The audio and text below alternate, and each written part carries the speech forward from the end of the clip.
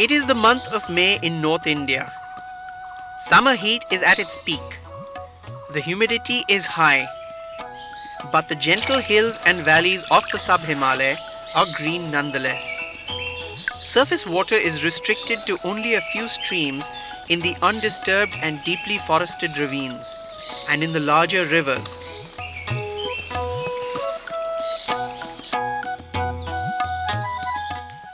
While the rest of North India reels under near drought conditions, this region has a climate of its own and is neither part of the plains of North India nor a part of the Himalaya. The Shivaliks are a young and modest range that in most places run alongside the foothills of the Himalaya.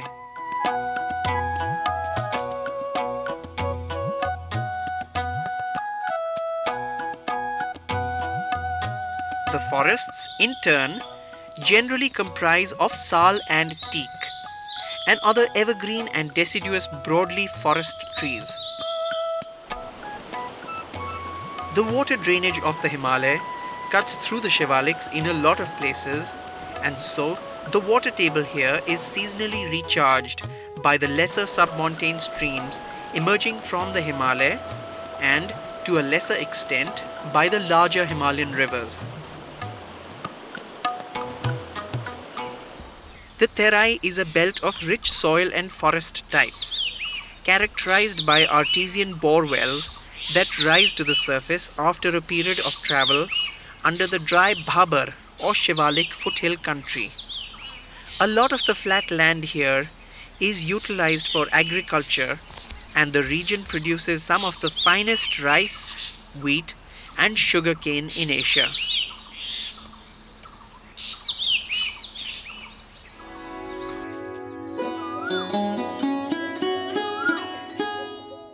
The bird life of the Terai and the Shivalik region is extremely rich and varied, like few other places in the Indian subcontinent. A sighting of the Indian pied hornbill is a rare but not unusual occurrence here, as is this pair of grey-headed miners, and in May, despite the hardships of heat and water scarcity, a majority of the bird population sets about the task of choosing nest sites, collecting material, and building nests. The male purple sunbird, with his iridescent blue plumage, and the dull olive-colored female, build their nest in the form of a pendulous pouch of rubbish and fiber.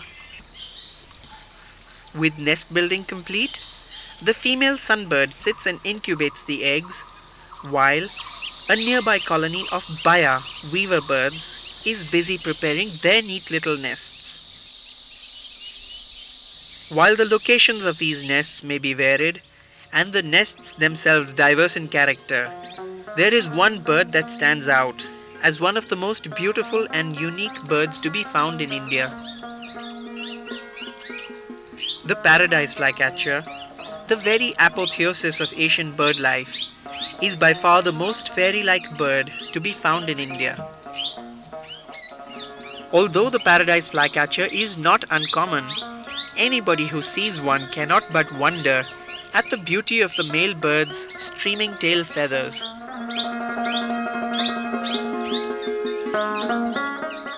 Terpsiphone paradisi, as it is known in Latin, is a shy bird with a weakness for thick forests and shady groves alike. It is particularly fond of orchards of mango and lychee, which are common along the Shivaliks and what is known as the Terai belt. In the scorching summer sun of a day in the month of May, temperatures can rise to nearly 50 degrees Celsius in the sunshine.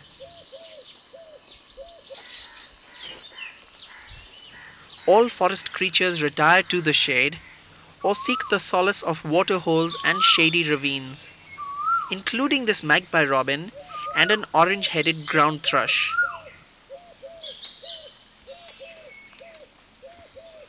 The flycatcher pair are busy at work, lending the last semblance of order to their compact nest cup.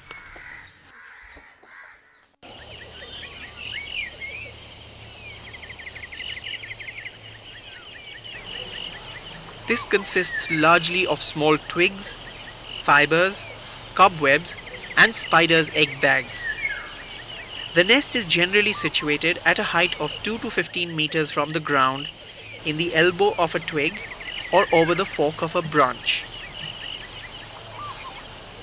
The male, with his blue-black head and streaming white tail feathers, can be easily differentiated from the female, with her diminutive size and grey and rust-colored body.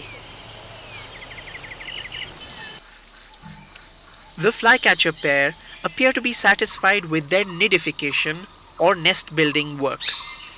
They have shared in the labor up to this point, although the female's role has been predominant.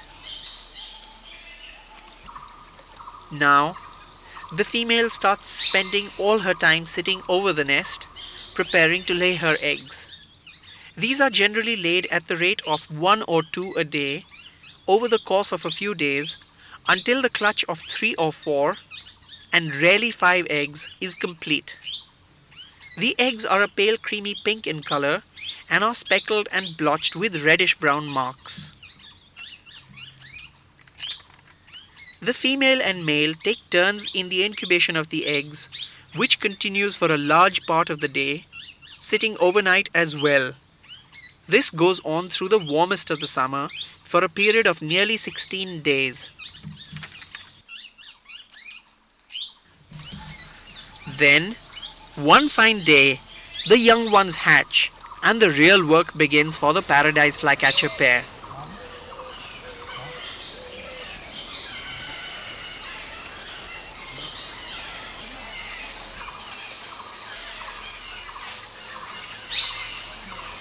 They make numerous trips back and forth to the nest, bringing back freshly caught winged prey in the form of moths, butterflies, beetles, grasshoppers and dragonflies. The appetite of the young chicks is apparently insatiable, and the parents persist in keeping their stomachs full. Sometimes they get over-enthusiastic and feed them prey that is much too large for the chicks to take in, leave alone to digest. The father tries once, and not being able to get the insect into the yawning gape, pulls the prey out and tries stuffing it in again, this time too without luck. Finally, he changes gapes and tries again, only to meet with failure yet again.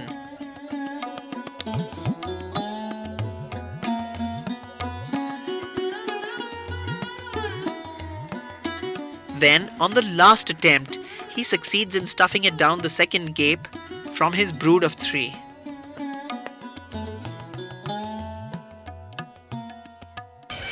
The chicks are at their most vulnerable as they grow and create a minor ruckus each time a parent approaches the nest with food. They vie with each other for the insect morsels that are brought to them. What should alarm the parents is the presence of this monitor lizard below their nesting tree,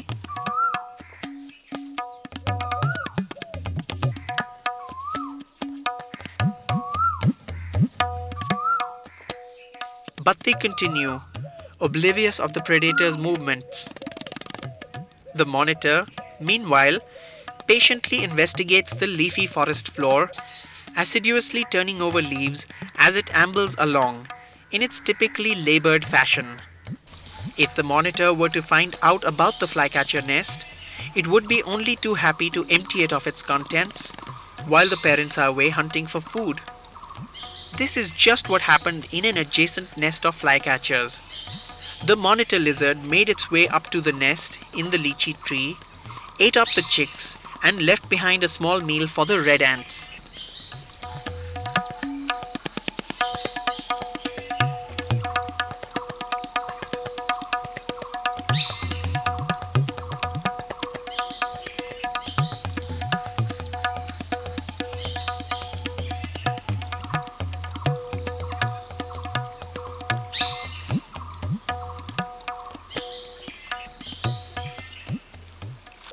It is not only the Paradise Flycatchers that are breeding at this time of year.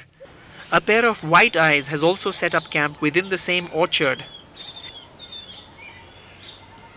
These diminutive birds with a characteristic white ring around the eye have built their little hammock-shaped nest between the fork of a branch and are busy feeding their chicks.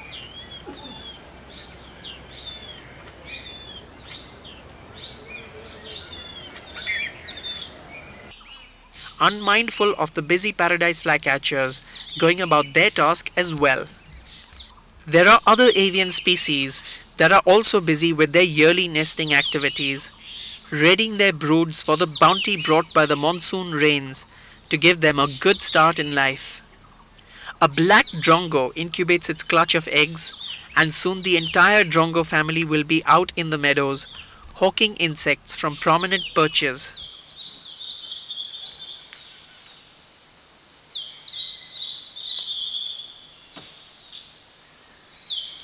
In open spaces and grassy flatlands, one comes across the rather common red-wattled lapwing.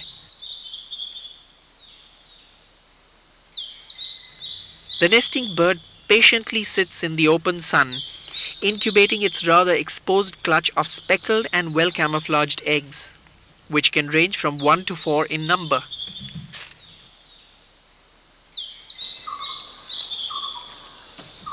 Entirely arboreal or tree-dwelling in nature, this large green barbet family prefers groves of leafy trees such as mahua and ficus, both for their figs and sylvan cover.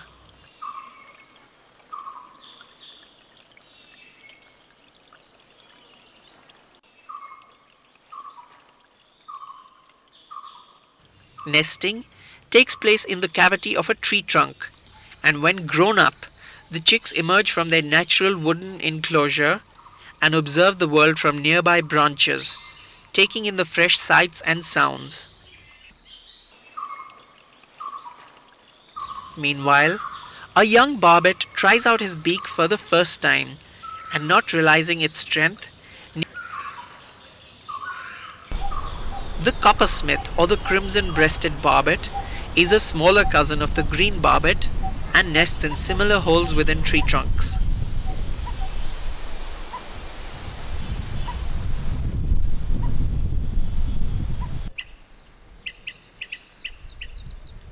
Bee-eaters nest in the sandy banks of riverbeds and hurriedly complete their nesting so as to be done before the monsoons hit. The blue-tailed bee-eater is not easy to differentiate from the blue-cheeked bee-eater, but to the trained eye, the two are quite different in look, calls, and habits. They often nest together in colonies along suitable sandbanks.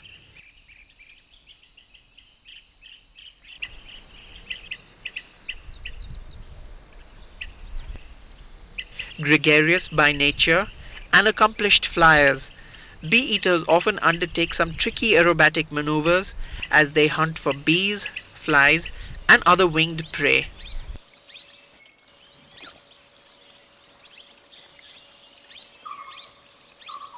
There are other species that choose to nest within hollows of sandbanks, such as the white-breasted kingfisher, another accomplished flyer, and the bank miner, which gets its name from its predilection for nesting in sandbanks.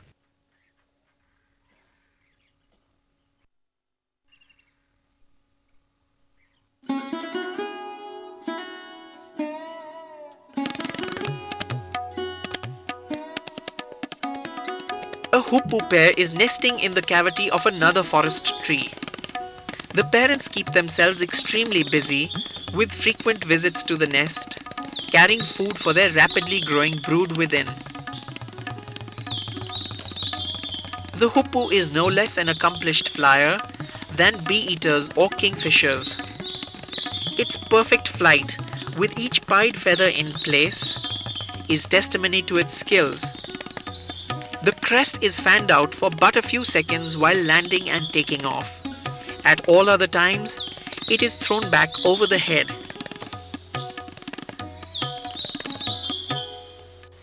The long-tailed nightjar is seldom seen. Nocturnal in nature, nightjars emerge from the shadows of the forest floor in the evenings and retire just before daybreak. Red-vented bulbuls are equally at home in the forest as in a city garden. Here, the female tends to her newly hatched chick minutes after it emerged from its egg. Another summer and monsoon breeder is the Indian peafowl. Here, a peahen delicately turns the eggs in her clutch in an effort to uniformly incubate them. She has moistened her belly so as to keep the eggs humid and warm at the same time, even as she pants in the unrelenting summer sun.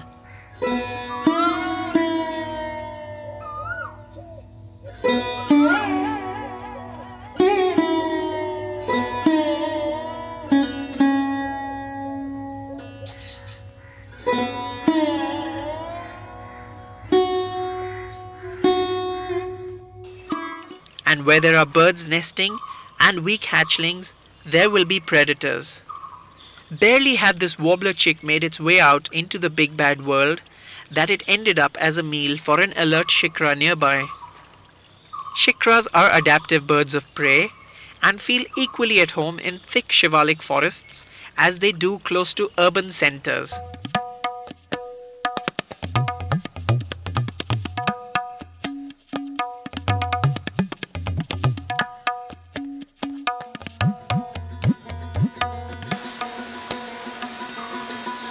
The rainfall has been heavy as the monsoons have hit the Shivaliks.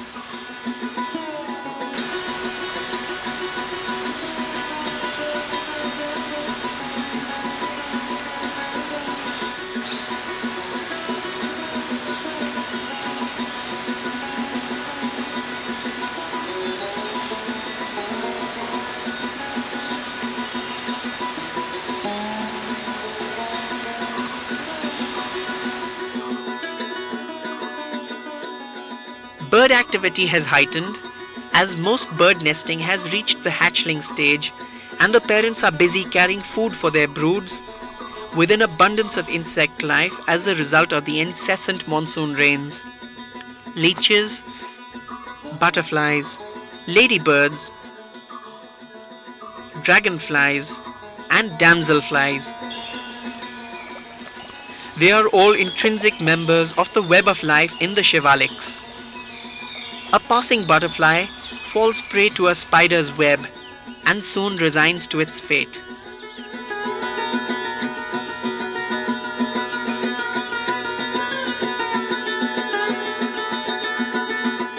Stream beds that have remained dormant since the last rains now gush with rainwater.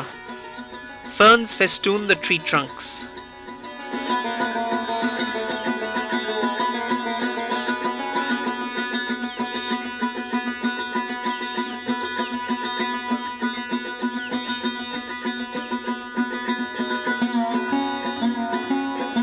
Lichens, mosses and colorful fungi grow aplenty.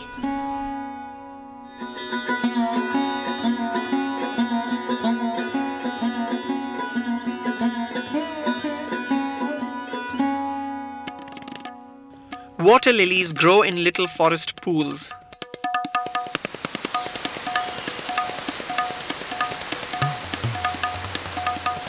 On some days, it seems like the rains in the Shivaliks will never stop. Rainwater gushes through the rocks and green cover, even carving out new channels in its rapid and forceful movement. A variety of animal life makes its presence felt on the forest floor.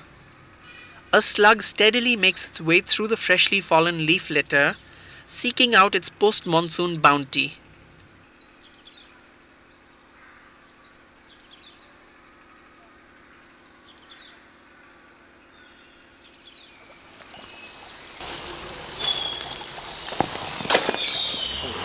Meanwhile, a tortoise ambles towards the forest rivulet, plonks into the water, and clambers across to the other side to make its way to better feeding grounds in a meadow beyond.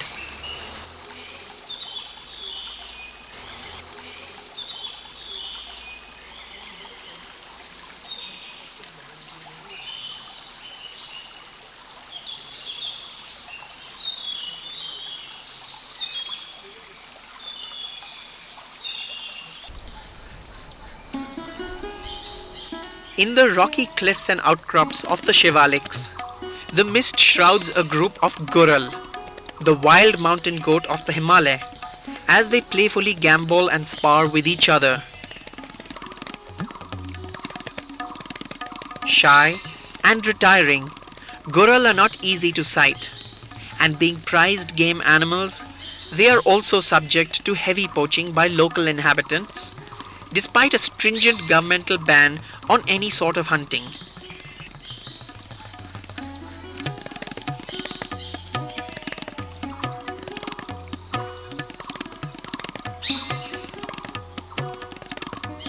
In the thickly forested hill slopes of the Shivaliks, these langur monkeys are not averse to feeding even in heavy rain, their thick coats protecting them from the downpour.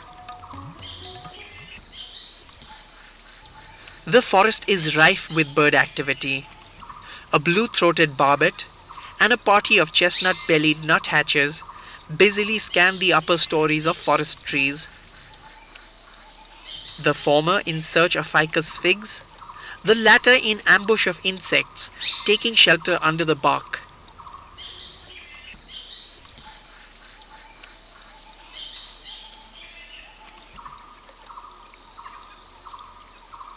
The shrill call of the male quail reverberates through the forest, while black bulbuls move in bands through the hill forests.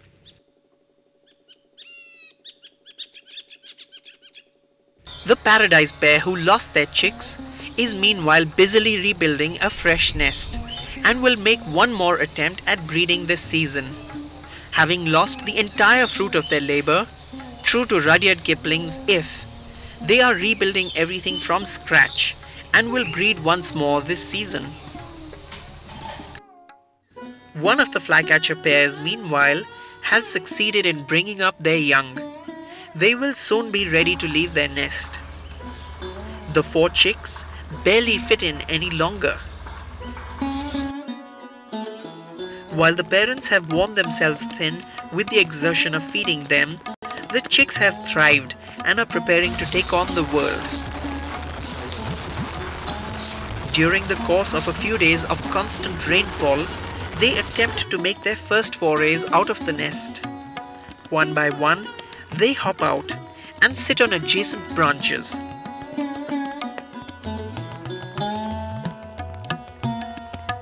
The parents nervously edge them on. They constantly guide the chicks and stay by their side, fearing for their young lives. One fine day, the young flycatchers too will fly free like their parents and pair up to breed in a nearby mango orchard or in the underbrush over a bubbly Shivalik brook.